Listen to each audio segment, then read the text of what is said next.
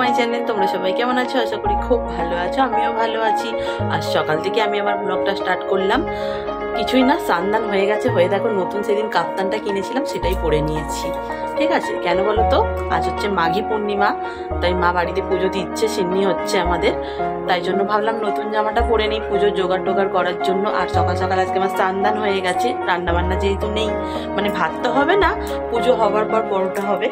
যাই হোক, কি হচ্ছে না হচ্ছে সব কিছুই তোমাদের সাথে শেয়ার করব, বললাম না আর আলাদা করে সব দেখিয়ে দেবো।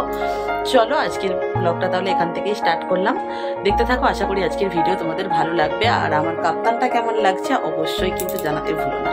চলো এখন টাটা করছি, পরে আবার দেখা হচ্ছে। ঠাকুরমশাই এসে গেছে এখানে, দেখতেই পাচ্ছ পুজোর সমস্ত কিছু জোগাড় করে নিচ্ছে, আর শাশুড়ি মাও এখানে সমস্ত কিছু সাজিয়ে সাজিয়ে দিচ্ছে। কি লাগে না লাগে আমি তো অত কিছু জানি না, তাই মাই সমস্ত করছে, আমি দাঁড়িয়ে দাঁড়িয়ে ভাবলাম তোমাদের সাথে একটু শেয়ার করি।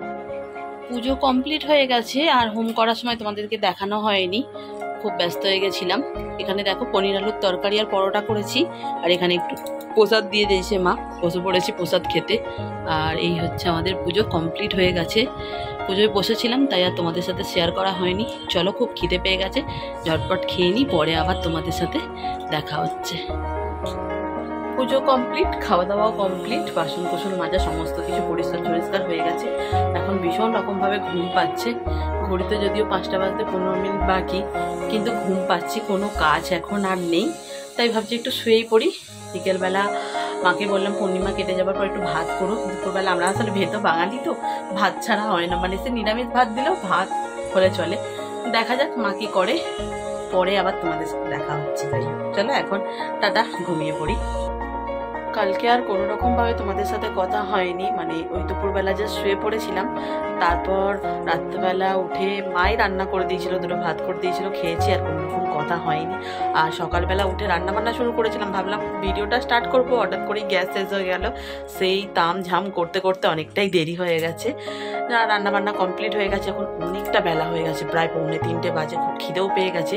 ভাবলাম তোমাদের সাথে শেয়ার করি যে আজকে কি কি রান্নাবান্না করলাম। আর আজ দেখো সেদিনকে কেনা নতুন একটা নাইটি, সেটা আজকে পরে নিয়েছি, কারণ গরমের সময় না এগুলো পরা যায় না, খুব খড়খড় করে তো তখন, তাই জন্য আগে থেকে পরে পরে নরম করে নিচ্ছি। বেশ সুন্দর লাগছে না? আমার তো বেশ পছন্দ হয়েছে, তোমাদের কেমন লাগলো জানাবে অবশ্যই। চলো এখন যাই আর মেনুটা তোমাদেরকে দেখাই। আজকে অনেক কিছু রান্না হয়েছে, চলো তোমাদের দেখাই। এখানে লেবু, আর এটা হচ্ছে কালকে পনিরের তরকারি, আর এখানে ভাত, আর এখানে আছে ডাঁটা দিয়ে আলু দিয়ে টমেটো দিয়ে পোস্ত করেছি, এখানে আছে মাছের ঝাল, আচ্ছা দাঁড়াও এক সেকেন্ড, নিচে আছে মুগের ডাল, আজকে মুগের ডাল রান্না করেছি, খুব খেতে ইচ্ছা করছিল, আর এখানে আছে ফুলকপি আলু ভাজা। দেখো আজকে আমাদের রাতে ডিনারের মেনুতে আছে ঘরোয়া স্টাইলে বিরিয়ানি, আর সেটা রান্না করেছে কে বলতে, এই যে আমাদের ম্যাডাম, উনি হচ্ছে রান্না করেছে।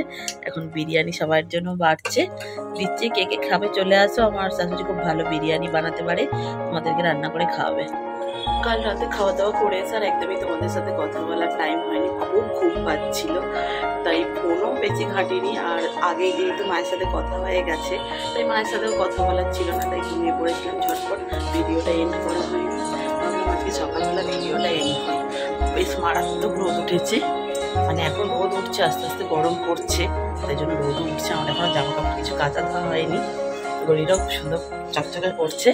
যাই হোক চলো আর বেশি বক বক করবো না, আজকের মতন ভিডিওটা এখানেই এন্ড করে দিচ্ছি। যদি তোমাদের আজকের ভিডিও ভালো লেগে থাকে তাহলে অবশ্যই একটু লাইক করবে, চ্যানেলটা যারা সাবস্ক্রাইব করবে চ্যানেলটা সাবস্ক্রাইব করে নাও, আমার পরিবারে যোগদান করো।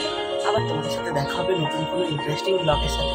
ততক্ষণ ভালো থাকো, সুস্থ থাকো, সাবধানে থাকো, টাটা, হরে কৃষ্ণ, রাধে রাধে।